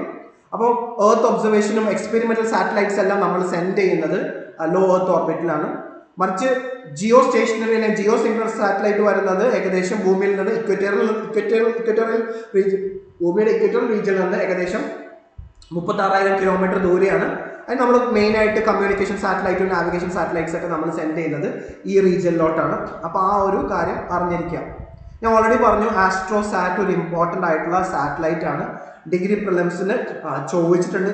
എന്താണ് ഈ സാറ്റലൈറ്റ്? നമ്മൾ നോക്കിക്കഴിഞ്ഞാൽ നമ്മുടെ സിലബസിൽ പറയുന്നുണ്ട് various satellites and there mission. അപ്പോൾ പ്രധാനപ്പെട്ട സാറ്റലൈറ്റ്സ്, അവരുടെ മിഷൻസ് ഒക്കെ നമുക്ക് ഇമ്പോർട്ടൻ്റ്. അപ്പോൾ അതിൽ പ്രധാനപ്പെട്ട ഒരു സാറ്റലൈറ്റ് ആണ് ആസ്ട്രോസാറ്റ്. എന്തുകൊണ്ടാണ് ആസ്ട്രോസാറ്റ് അത്ര ഇമ്പോർട്ടൻ്റ് ആയെന്ന് ചോദിച്ചാൽ, ഇന്ത്യയുടെ ആദ്യത്തെ ഡെഡിക്കേറ്റഡ് കീവേഡ് ഉണ്ട്, multi wave length space astronomical observatory ആണ്. ആ പേരിൽ തന്നെ ഉണ്ട് ആസ്ട്രോണമിക്കൽ സ്റ്റഡീസിന് വേണ്ടിയിട്ടുള്ള. അപ്പോൾ സാധാരണ ആസ്ട്രോണമിക്സ് അല്ല, മൾട്ടി വേവ് ലെങ്ത് ആണ്. അതായത് എവിടെയൊക്കെ നമുക്ക് യൂസ് ചെയ്യാം multi wavelength? Ultraviolet, optical, low energy, X ray, high energy, ഈ ബാൻഡ് വിത്തിലുള്ള വേവ് ലെങ്ത്തിൽ യൂസ് ചെയ്യുന്ന നമ്മുടെ ആസ്ട്രോണമിക്കൽ ഒബ്സർവേറ്ററി ആണ് ആസ്ട്രോസാറ്റിന്റെ ബേസിക് പർപ്പസ്. അപ്പോൾ അതിന്റെ മിഷൻ ഒബ്ജക്റ്റീവ് എന്താണെന്ന് വെച്ചാൽ സ്റ്റഡി കോസ്മിക്, അതായത് കോസ്മിക് സോഴ്സിനെ കുറിച്ചുള്ള സ്റ്റഡീസ് ആണ്. നിങ്ങളൊന്ന് വായിച്ചാൽ മതി. ഓക്കെ, അപ്പോൾ ആസ്ട്രോസാറ്റ് അതിന്റെ പേർപ്പസ് ആ പേരിൽ തന്നെ ഉണ്ട്. എന്താണ്? For the purpose of astronomical studies. Okay, അപ്പൊ കീവേഡ് എന്താണ്? ഇന്ത്യയുടെ ആദ്യത്തെ multi wave length astronomical observatory ആണെന്ന് ആസ്ട്രോസാറ്റ്. അതുകൊണ്ട് തന്നെ അത് വളരെ ഇമ്പോർട്ടൻ്റ് ആണ്. ഓക്കെ, അപ്പൊ 2023 ഒരു ചോദ്യം ചോദിച്ചിട്ടുണ്ട്. 2023 ചോദ്യം ചോദിച്ചിട്ടുണ്ട്. ഇന്ത്യയുടെ ആദ്യത്തെ ഡെഡിക്കേറ്റഡ് സ്പേസ് ഒബ്സർവേറ്ററി, ഇന്ത്യയിലെ ആദ്യത്തെ ഡെഡിക്കേറ്റഡ് സ്പേസ് ഒബ്സർവേറ്ററി അതെവിടെയാണ്? ആസ്ട്രോസാറ്റ് ആണ്. ആസ്ട്രോസാറ്റ് ആണ്. അത് നോട്ട് ചെയ്ത് വെക്കുക. ഓക്കെ. 2023 സാറ്റലൈറ്റ്സ്, ജനറൽ ആയിട്ടുള്ള സാറ്റലൈറ്റ് ബേസ്ഡ് ക്വസ്റ്റ്യൻസ് ചോദിച്ചിട്ടുണ്ട്. സാറ്റലൈറ്റ് ബേസ്ഡ് ക്വസ്റ്റ്യൻ ചോദിച്ചിട്ടുണ്ട്. ഇങ്ങനത്തെ ക്വസ്റ്റ്യൻസ് വന്നു കഴിഞ്ഞാൽ നമുക്ക് കൺസെപ്റ്റ് വെച്ചിട്ടൊക്കെ കുറേ എന്ത് ചെയ്യാൻ പറ്റും? ആൻസർ ചെയ്യാൻ പറ്റും. കുറച്ച് ഇമ്പോർട്ടൻറ്റ് ഇൻഫർമേഷൻ, റീസെൻ്റ് ആയിട്ടുള്ള ISRO ലോഞ്ചസും കൺസെപ്റ്റും അറിയാമെങ്കിൽ നമുക്ക് എന്ത് ചെയ്യാൻ പറ്റും? ആൻസർ ചെയ്യാൻ പറ്റും. ഓക്കെ. ഇവിടെ രണ്ടാമത്തെ സ്റ്റേറ്റ്മെന്റ് നോക്കിയേ. എർത്ത് ഒബ്സർവേഷൻ സാറ്റലൈറ്റ് ആണ്. നമുക്കറിയാം നോർമലി എർത്ത് ഒബ്സർവേഷൻ സാറ്റലൈറ്റ്സ് നമ്മൾ യൂസ് ചെയ്യുന്നത് എന്തായിരിക്കും? നമ്മൾ യൂസ് ചെയ്യുന്നത് GSAT ആയിരിക്കില്ല. എർത്ത് ഒബ്സർവേറ്ററി നമ്മൾ യൂസ് ചെയ്യുന്ന സാറ്റലൈറ്റ് GSAT ആയിരിക്കില്ല. എന്തായിരിക്കും നമ്മൾ യൂസ് ചെയ്യുന്ന സാറ്റലൈറ്റ്? EOS സാറ്റലൈറ്റ്സ് ആയിരിക്കും, അല്ലെങ്കിൽ സ്പെഷ്യലൈസ്ഡ് പർപ്പസിന് വേണ്ടിയുള്ള എർത്ത് ഒബ്സർവേഷൻ സാറ്റലൈറ്റ്സ് ആയിരിക്കും. അപ്പോൾ നമുക്ക് ആ പേരിൽ തന്നെ നമുക്ക് മനസ്സിലായി സെക്കൻഡ് സ്റ്റേറ്റ്മെന്റ് റോങ് ആണെന്നുള്ളത്. അങ്ങനെയാണെങ്കിൽ ബിയും ഡിയും നമുക്ക് എലിമിനേറ്റ് ചെയ്യാം. അപ്പോൾ ഓട്ടോമാറ്റിക്കലി ഫസ്റ്റ് സ്റ്റേറ്റ്മെന്റ് കറക്റ്റ് ആണെന്ന് മനസ്സിലായി. CMS-1 is A communication satellite. ഇതിൽ എർത്ത് ഒബ്സർവേഷൻ സാറ്റലൈറ്റ് ഈ ക്വസ്റ്റ്യൻ ചോദിക്കാനുള്ള കാരണം തന്നെ എന്താണ്? ISROയുടെ ഈ മിഷൻ അൺസക്സസ്ഫുൾ ആയിരുന്നു. അപ്പോൾ ISROയുടെ എല്ലാ ലോഞ്ചസും സക്സസ്ഫുൾ ആറില്ല. ഇടയ്ക്ക് ISROയുടെ ലോഞ്ച് ഫെയിലിയർ ഉണ്ടാകാറുണ്ട്. അപ്പോൾ അതും നിങ്ങൾ അറിഞ്ഞിരിക്കണം, ഏതൊക്കെ മിഷനാണ് റീസെൻ്റ് ആയിട്ട്. ഇപ്പോൾ എക്സാമിന് പോകുമ്പോൾ ലാസ്റ്റ് 1 ഇയർ അല്ലെങ്കിൽ 1.5 ഇയറിൽ ISRO സെൻഡ് ചെയ്ത മേജർ സാറ്റലൈറ്റ്സും ആ സാറ്റലൈറ്റ്സിൽ ഉപയോഗിച്ച ലോഞ്ച് വെഹിക്കിൾസ് ഏതാണെന്നൊരു ധാരണ നിങ്ങൾ ഉണ്ടാക്കി വെക്കുക. അപ്പോൾ തേർഡ് സ്റ്റേറ്റ്മെന്റ് ശരിയാണ്. അപ്പോൾ ആൻസർ വരുന്നത് C, only 1 and 3. ഓക്കെ. ഇനി ഈ ഒരു ചോദ്യം ഉണ്ടായി, അതായത് എക്സ്പോസാറ്റ് നമ്മുടെ രണ്ട് ക്വസ്റ്റ്യനിൽ എക്സ്പോസാറ്റ് ഇതിൽ വന്നിട്ടുണ്ട്. PSCന്റെ ക്വസ്റ്റ്യനിൽ ഓപ്ഷനായിട്ട് വന്നിട്ടുണ്ട്. പക്ഷെ ഇവിടെ ക്വസ്റ്റ്യൻ ചോദിക്കാൻ അതിലോട്ട് വരാം. ഓക്കെ. ഇവിടെ ഇങ്ങനെ ചോദിക്കാറുണ്ട്, which of the satellites R satellites of Indian origin. ഇത് നോട്ട് ചെയ്ത് നോക്കണം. ഇങ്ങനെ ചോദിച്ചിട്ടുണ്ട്. ഞാൻ പറഞ്ഞില്ലേ, ഡിസംബർ 2025 നമ്മൾ ISRO സെൻഡ് ചെയ്ത ബ്ലൂബേർഡ് 6 അത് ഇന്ത്യൻ സാറ്റലൈറ്റ് അല്ല.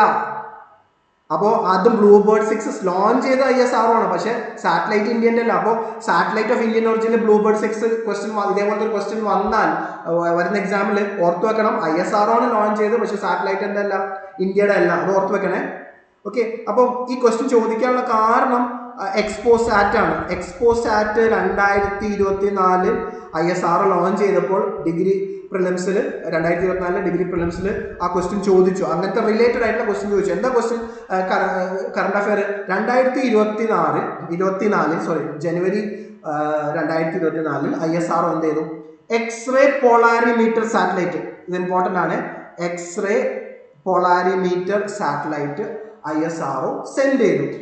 അങ്ങനെ ഇന്ത്യയുടെ ആദ്യത്തെ ഡെഡിക്കേറ്റഡ് പോളാരിമെട്രി മിഷനാണ്. അതായത് to study the bright astronomical X ray sources. അപ്പോൾ എക്സ്റേ സോഴ്സ് നമ്മുടെ ആ ആസ്ട്രോണമിക്കൽ സ്റ്റഡീസിന് വേണ്ടിയിട്ട് പ്രത്യേകിച്ച് സെൻഡ് ചെയ്ത ഒരു എക്സ്ട്രീം കണ്ടീഷനിൽ സെൻഡ് ചെയ്ത ഒരു സാറ്റലൈറ്റ് ആണ് എന്ത്? എക്സ്പോസാറ്റ്. അതാണ് എക്സ്പോസാറ്റിൽ തന്നെ എന്താണ് പഠിക്കാൻ പോകുന്നത്? എക്സ്റേ പൊളാരിമെട്രി ആണ് പഠിക്കുന്നത്. അതാണ് എക്സ്പോസാറ്റ്. ഓക്കെ. അപ്പൊ ഇതിന് സിമിലർ ആയിട്ടുള്ള, അപ്പം ISRO 2024 സെൻഡ് ചെയ്ത എക്സ്പോസാറ്റിന് സിമിലർ ആയിട്ടുള്ള സാറ്റലൈറ്റ് ആണ് എന്ത്? IXP എന്ന് പറയുന്നത്. നാസ അതായത് US-ന്റെ നാഷണൽ എയറോനോട്ടിക് സ്പേസ് അഡ്മിനിസ്ട്രേഷൻ, ഇന്ത്യയുടെ ISRO പോലെ US-ന്റെ സ്പേസ് ഏജൻസിയാണ് നാസ. അപ്പൊ നാസയുടെ മിഷൻ ആണെന്ത്? IXP എന്ന് പറയുന്നത് ഇമേജിംഗ് എക്സ്റേ പോളാരിമെട്രി എക്സ്പ്ലോറർ. അതൊരു ജോയിന്റ് വെഞ്ചർ ആണ്. നാസയും ഇറ്റാലിയൻ ഏജൻസിയും തമ്മിൽ, ഇറ്റാലിയൻ സ്പേസ് ഏജൻസിയും തമ്മിൽ ജോയിന്റ് വെഞ്ചർ ആണ്. അപ്പോൾ ഇവിടെ IXP എന്ന് പറയുന്നത് imaging X ray polarimetry explorer Indian satellite അല്ല, അത് US സാറ്റലൈറ്റ് ആണ്. ഓക്കെ. അപ്പോൾ ഇങ്ങനെയൊക്കെ ISRO നമുക്ക് ന്യൂസ് വായിക്കാൻ നേരത്തും ഈ ന്യൂസ് വന്നപ്പോൾ, ഈ സമയത്ത് 2024 ഈ ISRO ലോഞ്ച് ചെയ്തപ്പോൾ അന്നത്തെ ന്യൂസിൽ വന്നതാണ് എന്താണ്? US-ന്റെ നമ്മൾ പറയും ഇതേപോലെ സിമിലർ ആയിട്ടുള്ള സാറ്റലൈറ്റ്സ് US-ന് ഉണ്ടായിരുന്നു. അപ്പോൾ അങ്ങനെ വന്ന കറണ്ട് അഫെയർ റിലേറ്റഡ് ആയിട്ടുള്ള ക്വസ്റ്റ്യൻ ആണ് ഈ ക്വസ്റ്റ്യൻ വന്നത്. അപ്പോൾ IXP ആണ് എന്ത് ആൻസർ. ബാക്കി മൂന്നും എന്താണ് ഇന്ത്യൻ ബേസ്ഡ് സാറ്റലൈറ്റ് ആണ്. ഇത് എങ്ങനെ ക്വസ്റ്റ്യൻ വരുന്നു എന്ന് ഞാൻ നിങ്ങൾക്ക് കാണിച്ചു തരുന്നു. അപ്പോൾ നിങ്ങൾ പഠിക്കാൻ നേരത്തെ റീസെന്റ് സാറ്റലൈറ്റ്സിനെ കുറിച്ചൊക്കെ പഠിക്കുമ്പോൾ എങ്ങനെയാണ് ക്വസ്റ്റ്യൻ വരുന്നത് എന്നുള്ളത് നിങ്ങൾ അറിഞ്ഞിരിക്കുക. ഓക്കെ, ഇനി ആദ്യത്തെ L1 മിഷൻ കാരണം 2023 സെപ്റ്റംബറിലാണ് സൂര്യനെ കുറിച്ച് പഠിക്കാനായിട്ട് ISRO ആദ്യത്തെ L1 മിഷൻ ലോഞ്ച് ചെയ്തത്. ഈ മിഷൻ ലോഞ്ച് ചെയ്തതിനു ശേഷം 2024 സയൻസ് ആൻഡ് ടെക്നോളജിയിൽ സ്പെസിഫിക് ആയിട്ട് സ്പേസ് ടെക്നോളജിയിൽ 2 ചോദ്യം വന്നു. സോളാർ എനർജി ആയിട്ട് ബന്ധപ്പെട്ടിട്ട് എനർജിയുടെ സൈഡിൽ 2 ക്വസ്റ്റ്യൻ വന്നു. അപ്പോൾ ഇതെല്ലാം 2024 സോളാർ എനർജി ബേസ് ചെയ്തിട്ട് ഒരുപാട് ക്വസ്റ്റ്യൻസ് വന്നു. ഇതിനെല്ലാത്തിനും കാരണം എന്താണ്? ആദിത്യ L1 മിഷൻ ലോഞ്ച് ചെയ്തുകൊണ്ടാണ്. അപ്പോൾ ഇവിടെ ആദിത്യ എന്നൊരു പേരാണ്. എന്താണ് L1 എന്താണ് അതും നിങ്ങൾ അറിഞ്ഞിരിക്കണം. ഓക്കെ, L1 എന്താണെന്ന് ഡിഗ്രി പ്രിലിംസിന് PSC ക്വസ്റ്റ്യൻ ചോദിച്ചിട്ടുണ്ട്. അപ്പോൾ ആദിത്യ L1 മിഷന്റെ പ്രധാന ഒബ്ജക്റ്റീവ് എന്താണെന്ന് വെച്ചാൽ ടു ഒബ്സർവ് ദി സൺ, അതായത് സണ്ണിനെ ഒബ്സർവ് ചെയ്യുക ഒരു ഡിസ്റ്റൻസിൽ നിന്ന്. നമുക്ക് സണ്ണിന്റെ അടുത്തോട്ടൊന്നും പോകാൻ പറ്റില്ല, കാര്യം ഒന്ന് വളരെ ദൂരമാണ്, പിന്നെ സൺ ഭയങ്കര ചൂടാണ്, നമുക്കറിയാലോ. ഓക്കെ, അപ്പൊ സണ്ണിന്റെ അടുത്തെത്തുമ്പോഴത്തേക്കും എന്താണ് ആ സാറ്റലൈറ്റ് കത്തി ഇതാണ്ടോ. അപ്പം സണ്ണിന് നിന്ന് ഒരു ഡിസ്റ്റൻസിൽ നിന്ന് സണ്ണിനെ പഠിക്കുക. അപ്പോൾ ആ പർട്ടിക്കുലർ ഡിസ്റ്റൻസ്, അതായത് നമുക്കറിയാം സോളാർ എക്ലിപ്സ് ഒക്കെ ഉണ്ടാകുമ്പോൾ നമുക്ക് കുറച്ച് സണ്ണിനെ പഠിക്കാൻ ബുദ്ധിമുട്ടുണ്ട്. അപ്പോൾ സോളാർ എക്ലിപ്സ് എഫക്റ്റ് ചെയ്യാത്ത ഒരു പർട്ടിക്കുലർ പോയിന്റിൽ ചെന്നുകൊണ്ട് സണ്ണിനെ ഒബ്സർവ് ചെയ്യുക, കണ്ടിന്യൂസ് ആയിട്ട് ഒബ്സർവ് ചെയ്ത് സ്റ്റഡി ചെയ്യുക. സണ്ണിന്റെ അറ്റ്മോസ്ഫിയറെ കുറിച്ചിട്ട് ഡീറ്റെയിൽ ആയിട്ട് സ്റ്റഡി ചെയ്യാൻ വേണ്ടിയിട്ടാണ് നമ്മൾ ആദ്യത്തെ L1 മിഷൻ സെൻഡ് ചെയ്തത്. അപ്പോൾ ഈ L1 എന്ന് പറയുന്നത്, ലാഗ്രാഞ്ച് പോയിന്റ് എന്ന് പറയുന്നത് സണ്ണിൽ നിന്ന്, ഇത് ക്വസ്റ്റ്യൻ ചോദിച്ചിട്ടുണ്ട്, സൺ എർത്ത് സിസ്റ്റത്തിന്റെ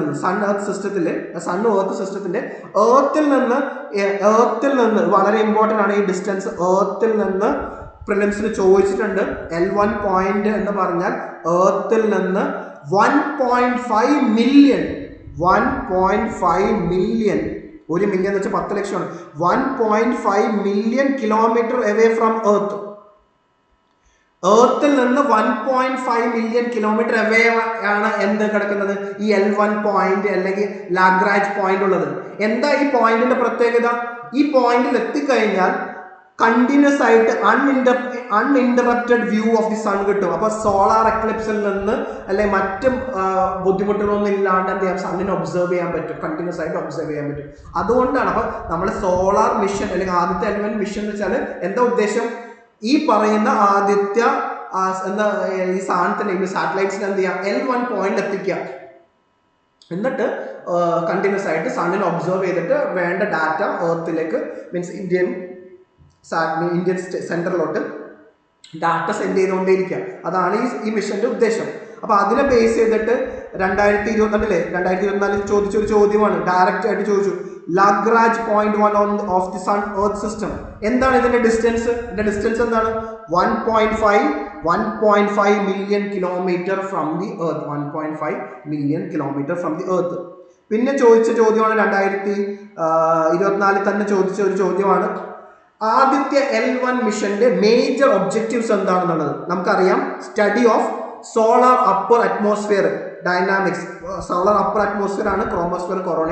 അത് ഫസ്റ്റ് സ്റ്റേറ്റ്മെന്റ് കറക്റ്റ് ആണ്. സെക്കൻഡ് സ്റ്റേറ്റ്മെന്റും തേർഡ് സ്റ്റേറ്റ്മെന്റ് നിങ്ങൾ വായിച്ചു നോക്കിയാൽ അറിയാം, safe and soft landing of solar surface, roving on the sun. ഇത് രണ്ടും ഒബ്ജക്റ്റീവ് അല്ല, ഇതെല്ലാം മൂണിൽ ചന്ദ്രയാന്റെ ഒബ്ജക്റ്റീവാണ്. ചന്ദ്രയാൻ സർഫേസിൽ അല്ലെങ്കിൽ മൂൺ സർഫേസിൽ ചെന്ന് ലാൻഡ് ചെയ്യാൻ വേണ്ടിയിട്ടുള്ള ഒബ്ജക്റ്റീവാണ് 2ഉം 3ഉം. അവിടെ സണ്ണിന്റെ പേര് കൊടുത്തിട്ട് സോളാർ സർഫേസ് എന്ന് പറഞ്ഞ് വെറുതെ 2 സ്റ്റേറ്റ്മെന്റ് ഇട്ടതാണ്. അപ്പൊ 2, 3 സ്റ്റേറ്റ്മെന്റ് തെറ്റാണ്. അങ്ങനെ വരുമ്പോൾ ആൻസർ വരുന്നത് only 1 ആണ് ആൻസർ. അപ്പോൾ ഞാൻ പറഞ്ഞു, ഇങ്ങനെയൊക്കെ ISRO മേജർ മിഷൻസ് നടത്തുമ്പോൾ അല്ലെങ്കിൽ മേജർ ലോഞ്ചസ് നടത്തുമ്പോൾ നെക്സ്റ്റ് ഇയറിൽ കറണ്ട് അഫെയർ ആയിട്ട് PSC ക്വസ്റ്റ്യൻ ചോദിക്കാറുണ്ട്. അപ്പോൾ കഴിഞ്ഞ വർഷവും ഈ വർഷമായിട്ട് പ്രധാനപ്പെട്ട 4-5 ലോഞ്ചസ് ISRO നടത്തിയിട്ടുണ്ട്. അതിലൊന്നാണെന്ന് ബ്ലൂബേർഡ്. അപ്പോൾ ബ്ലൂബേർഡ് ഭയങ്കര ഇമ്പോർട്ടൻ്റ് ആണ്, അത് നിങ്ങൾ ശ്രദ്ധിക്കുക. ഓക്കെ, ഇനി നമുക്കറിയാം ചന്ദ്രയാൻ 3 മൂണിൽ ലാൻഡ് ചെയ്ത ദിവസമാണ് 23rd ഓഗസ്റ്റ് 2023 ഓഗസ്റ്റ് 23 ചന്ദ്രയാനില് ചന്ദ്രയാൻ്റെ ആ മിഷൻ, അതായത് മിഷൻ ഗോൾ ഇതായ ലാൻഡർ വന്നിട്ട് എന്ത് ചെയ്തു, ലാൻഡർ വന്ന് അവിടെ ലാൻഡ് ചെയ്ത ആ ഡേ ആണെന്ന് 23 ഓഗസ്റ്റ്. ആ ദിവസത്തിന് അതിന്റെ സക്സസ് ആയിട്ട്, കാരണം അത് ഒരു നിസ്സാര മൂണിൽ ലാൻഡ് സേഫ് ആയിട്ട് സക്സസ്ഫുൾ ആയിട്ട് ലാൻഡ് ചെയ്യുന്ന 4ാമത്തെ രാജ്യമായി മാറി ഇന്ത്യ. ഇനി സൗത്ത് പോളിൽ മൂണിന്റെ സൗത്ത് പോളിൽ ലാൻഡ് ചെയ്യുന്ന ആദ്യത്തെ സ്പേസ് ക്രാഫ്റ്റായി മാറി ചന്ദ്രയാൻ. അപ്പൊ ഇത് ചെറിയൊരു അച്ചീവ്മെന്റ് അല്ല. അപ്പൊ അതുകൊണ്ട് തന്നെ ഈ ലാൻഡ് ചെയ്ത ഡേ ആണ് നമ്മൾ നാഷണൽ സ്പേസ് ഡേ ആയിട്ട് കമമറേറ്റ് ചെയ്യുന്നത്. അപ്പൊ 2024 ആദ്യമായിട്ട് നമ്മൾ നാഷണൽ സ്പേസ് ഡേ കമമറേറ്റ് ചെയ്തു. അത് ഭയങ്കര ഇമ്പോർട്ടൻ്റ് ആണ്. ഓക്കെ, അപ്പോൾ ചന്ദ്രയാൻ 3യുടെ വിക്രം ലാൻഡറിന്റെയും പ്രഗ്യാൻ റോവറിന്റെയും സക്സസ്ഫുൾ സോഫ്റ്റ് ലാൻഡിങ്ങിന്റെ ഭാഗമായിട്ടാണ് നാഷണൽ സ്പേസ് ഡേ നമ്മൾ ആഘോഷിക്കുന്നത്. ആ ലാൻഡ് ചെയ്ത സ്ഥലത്തിന് നമ്മളിട്ട പേരാണ് ശിവ് ശക്തി പോയിന്റ്. ഇമ്പോർട്ടൻ്റ് ആണ്, നോട്ട് ചെയ്ത് നോക്കാം. ഇന്ത്യയുടെ ആദ്യത്തെ നാഷണൽ സ്പേസ് ഡേക്ക് ഓഗസ്റ്റ് 23 ഇട്ട തീമാണ്, ആദ്യത്തെ സ്പേസ് ഡേയുടെ ഒഫീഷ്യൽ തീമാണ് എന്ത്, touching lives while touching the moon Indian space saga. ഈ തീമിനെ 2025 നാഷണൽ സ്പേസ് ഡേനെ ബേസ് ചെയ്തിട്ട് ക്വസ്റ്റ്യൻ ചോദിച്ചപ്പോൾ ഇതിനെ ഒരു തെറ്റിച്ചു കൊടുത്തു. ഈ തീമിനെ ബേസ് ചെയ്തിട്ട് നമ്മുടെ ആദ്യത്തെ നാഷണൽ സ്പേസ് ഡേയുടെ തീമിനെ 2025 തീമാണെന്ന് പറഞ്ഞ് ഡിഗ്രി പ്രിലിംസിൽ 2025 ഡിഗ്രി പ്രിലിംസ് ചോദ്യം ചോദിച്ചിട്ടുണ്ട്, അങ്ങനെ തെറ്റിച്ചിട്ടുണ്ട്. അപ്പോൾ ഈ പറയുന്ന ചന്ദ്രയാന്റെ സക്സസ് മാത്രമല്ല, ഫ്യൂച്ചർ ജനറേഷനിൽ സ്പേസ് ടെക്നോളജിയെ കുറിച്ചിട്ട് കൂടുതൽ അറിവുണ്ടാകാനും കൂടുതൽ ഇൻട്രസ്റ്റ് ഉണ്ടാക്കാനും വേണ്ടിയിട്ടാണ് നമ്മൾ ഇനി മുതൽ നാഷണൽ സ്പേസ് ഡേ ക്രിയേറ്റ് ചെയ്യുന്നത്. അതുകൂടാണ്ട് സ്റ്റെം എഡ്യൂക്കേഷൻ പ്രൊമോട്ട് ചെയ്യാനും. സ്റ്റെം എഡ്യൂക്കേഷൻ എന്താണെന്ന് അറിയിക്കാൻ, സ്റ്റെം വളരെ ഇമ്പോർട്ടൻ്റ് ആണ്. സ്റ്റെം എന്ന് പറയുന്നത് ആദ്യത്തെ science, technology, engineering and mathematical education encourage ചെയ്യാനും നാഷണൽ സ്പേസ് ഡേ കൊണ്ടിട്ട് ഗവൺമെൻറ് ഉദ്ദേശിക്കുന്നുണ്ട്. ഇതാണ് ഞാൻ പറഞ്ഞ 2025 നാഷണൽ സ്പേസ് ഡേയെ ബേസ് ചെയ്തിട്ടുള്ള ക്വസ്റ്റ്യൻ. നമുക്കറിയാം, it is celebrated on 23rd August of every year. First statement correct ആണെന്ന് നമുക്കറിയാം. അങ്ങനെ വരുമ്പോൾ ഫസ്റ്റ് സ്റ്റേറ്റ്മെന്റ് കറക്റ്റ് ആണെന്നുണ്ടെങ്കിൽ നമുക്ക് ചോയ്സ് സി എലിമിനേറ്റ് ചെയ്യാം, ചോയ്സ് ഡിയും എലിമിനേറ്റ് ചെയ്യാം. പിന്നെ നമുക്കറിയാം തേർഡ് സ്റ്റേറ്റ്മെന്റ് നമുക്കിവിടെ നോക്കിക്കഴിഞ്ഞാൽ ഇനി സെക്കൻഡ് സ്റ്റേറ്റ്മെന്റ് ഉണ്ടോ എന്നുള്ളതാണ് നമുക്കറിയാം, അല്ലെങ്കിൽ ഫോർത്ത് സ്റ്റേറ്റ്മെന്റ്. ഇനി നാലാമത്തെ സ്റ്റേറ്റ്മെന്റ് ഒന്ന് വായിച്ചു നോക്കിയേ. നാലാമത്തെ സ്റ്റേറ്റ്മെന്റ് എന്താണ്? It was announced to celebrate the success of. ഇത് തെറ്റല്ലേ? നാലാമത്തെ സ്റ്റേറ്റ്മെന്റ് തെറ്റില്ല. അപ്പോൾ ഓൾറെഡി നമുക്ക് നാലാമത്തെ ചോയ്സിലില്ല, അപ്പോൾ നാലാമത്തെ തെറ്റാന്ന് അറിയാം. ഇനി ഇപ്പൊ രണ്ടാമത്തെ സ്റ്റേറ്റ്മെന്റ് നോക്കിക്കഴിഞ്ഞാൽ നമുക്കറിയാം, touching lives while touching the moon. ഇതാണ് നമ്മുടെ ആദ്യത്തെ സ്പേസ് ഡേ എന്തായിരുന്നു? 2024 2024 തീമാണെന്ത് ഈ പറയുന്ന തീം. അപ്പൊ സെക്കൻഡ് സ്റ്റേറ്റ്മെന്റ് തെറ്റാണ്. അപ്പൊ സെക്കൻഡ് സ്റ്റേറ്റ്മെന്റ് തെറ്റാണെങ്കിൽ നമുക്ക് ചോയ്സ് എയും നമുക്ക് എന്ത് ചെയ്യാൻ പറ്റും? ചോയ്സ് എയും എലിമിനേറ്റ് ചെയ്യാൻ പറ്റും. ഇനി നാലാമത്തെ സ്റ്റേറ്റ്മെന്റ് തെറ്റാണെന്ന് അറിഞ്ഞാലും നാലാമത്തെ സ്റ്റേറ്റ്മെന്റ് അറിഞ്ഞാലും നമുക്ക് എ എലിമിനേറ്റ് ചെയ്യാൻ പറ്റും കേട്ടോ. അപ്പൊ നമുക്ക് ഈ പറയുന്ന ഈ 1ഉം 4ഉം അറിഞ്ഞാൽ മതി. 1ഉം 4ഉം അറിഞ്ഞാൽ മതി. 1 നമുക്കറിയാം സ്പേസ് ഡേ എന്താണെന്നുള്ളത് നമുക്കറിയാം. 1 ശരിയാണ്, 4 തെറ്റാന്ന് അറിഞ്ഞാലും നമുക്ക് എലിമിനേറ്റ് ചെയ്ത് നമുക്ക് എന്ത് ചെയ്യാൻ പറ്റും? ആൻസർ കിട്ടും. അപ്പം ഞാൻ പറഞ്ഞില്ലേ, നമ്മളിപ്പോൾ സ്പേസ് ടെക്നോളജി അല്ലെങ്കിൽ ഇന്നത്തെ ക്ലാസ്സിൽ നമ്മൾ 5 സ്റ്റേറ്റ്മെന്റ് ഉള്ള 2 ക്വസ്റ്റ്യനും കണ്ടു. ഈ 5 സ്റ്റേറ്റ്മെന്റ് 2 ക്വസ്റ്റ്യൻ കണ്ടപ്പോൾ നമുക്ക് അത് ആൻസർ ചെയ്യാൻ വേണ്ടിയിട്ട് എല്ലാ സ്റ്റേറ്റ്മെന്റ് അറിയേണ്ട ആവശ്യമില്ല. 1ഓ 2ഓ സ്റ്റേറ്റ്മെന്റ് അറിഞ്ഞാൽ മതി. എന്നാൽ അത് പ്രധാനപ്പെട്ട സ്റ്റേറ്റ്മെന്റ് ആണ്. അത് അറിഞ്ഞാൽ നമുക്ക് എന്ത് ചെയ്യാൻ പറ്റും? ആൻസർ കിട്ടും. ഓക്കെ, ഇനി 2026 സ്റ്റേജ് 1 ചോദിച്ചൊരു ക്വസ്റ്റ്യൻ ആണ്, ഓൾറെഡി ഞാൻ ഡിസ്കസ് ചെയ്തതാണ്. എന്താണ്? Satellite imagery is used to monitor paddy cultivation. ഇതെന്താ? റിസോഴ്സ്, അതായത് റിസോഴ്സ് മാനേജ്മെന്റ് അല്ലെങ്കിൽ റിസോഴ്സിനെ നോക്കുന്ന ഒരു സാറ്റലൈറ്റ് ആണ്. Across seasons in Kerala. This is an example of എന്താണ്? Remote sensing satellite. നമ്മുടെ എർത്ത് ഒബ്സർവേഷൻ സാറ്റലൈറ്റ് എന്താണ്? റിമോട്ട് സെൻസിങ് സാറ്റലൈറ്റ് ആണ്. എന്തിനു വേണ്ടിയിട്ടാണ് അത് യൂസ് ചെയ്യുന്നത്? റിസോഴ്സ് മോണിറ്റർ ചെയ്യാൻ വേണ്ടിയിട്ടാണ് യൂസ് ചെയ്യുന്നത്. അപ്പം ആൻസർ എന്താണ്? Remote sensing for resource monitoring. Okay, അപ്പോൾ നമ്മൾ ഇന്നത്തെ സെഷൻ നമ്മൾ ഇത്രയും ലേറ്റ് ആയ സ്ഥിതിക്ക് നമ്മളിപ്പോൾ വൈൻഡ് അപ്പ് ചെയ്യാണ്. അപ്പോൾ ഞാൻ പറഞ്ഞതെന്ന് വെച്ചാൽ ഈ ഇന്നത്തെ സെഷൻ കൊണ്ട് പ്രധാന ഉദ്ദേശം നിങ്ങൾ സയൻസ് ആൻഡ് ടെക്നോളജി എന്ന സബ്ജക്റ്റ് നിങ്ങൾ എന്ത് ചെയ്യരുത്, നിങ്ങൾ അവോയ്ഡ് ചെയ്യരുത്. അതിന് മെയിൻസിൽ അതിൽ പ്രധാനപ്പെട്ട കുറേ ടോപ്പിക്ക് മെയിൻസിൽ റെഗുലറായിട്ട് വരുന്നുണ്ട്. 2, നിങ്ങൾ ഫ്യൂച്ചറിൽ കേരള അഡ്മിനിസ്ട്രേറ്റീവ് സർവീസ് ആരെങ്കിലും ആഗ്രഹിക്കുന്നുണ്ടെങ്കിൽ ഇത് നമുക്ക് ഈ മൊത്തം സിലബസ് ഡിഗ്രി പ്രിലിംസിൻ്റെ മൊത്തം സയൻസ് ആൻഡ് ടെക്നോളജിയുടെ സിലബസ് എവിടെ കിടക്കുന്നുണ്ട്, സയൻസ് ആൻഡ് ടെക്നോളജി എന്ന സെക്ഷനിൽ. അത് നല്ല മാർക്കാണുള്ളത്. മെയിൻസിലൊക്കെ പേപ്പറിൻ്റെ half of the syllabus science and technology ആണ്. ഓക്കെ, പ്രിലിംസിൽ നല്ലൊരു വിഭാഗം ചോദ്യം സയൻസ് ആൻഡ് ടെക്നോളജിയിൽ വരുന്നുണ്ട്. ഓക്കെ, അപ്പോൾ ഇത്രയും ഒരു നോളേജ് ഞാൻ പറഞ്ഞു. ഇതേപോലെ ഇനി എന്തൊക്കെ പഠിക്കണം എന്നുള്ളത് ഞാൻ പറഞ്ഞു. അപ്പോൾ സ്റ്റേജ് 2 കുട്ടികൾക്ക് നമ്മൾക്കിപ്പോൾ ഇവിടെ വൈൻഡ് അപ്പ് ചെയ്യണം. ഇനി സ്റ്റേജ് 3 ഇനി ഭാവിയിലുള്ള മെയിൻസിലുള്ളവർക്കും ബാക്കിയുള്ള ക്വസ്റ്റ്യൻസും ഇതേപോലെ ഞാൻ എന്തായിരിക്കും നിങ്ങൾക്ക് ഡിസ്കസ് ചെയ്തിരിക്കാം.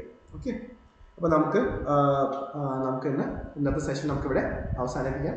ഓക്കെ, എന്തെങ്കിലും ഡൗട്ടോ കാര്യങ്ങളോ ഉണ്ടെന്നുണ്ടെങ്കിൽ നമ്മൾ അടുത്ത സെഷനിൽ നമുക്ക് എന്ത് ചെയ്യാം, ഡിസ്കസ് ചെയ്യാം. ഡൗട്ടില്ല എന്നുള്ള രീതിയിൽ ഞാൻ വിശ്വസിക്കുന്നു. വളരെ സിമ്പിളായിട്ടാണ് ഈ കൺസെപ്റ്റ് എല്ലാം നമ്മളിന്ന് ഡിസ്കസ് ചെയ്തത്.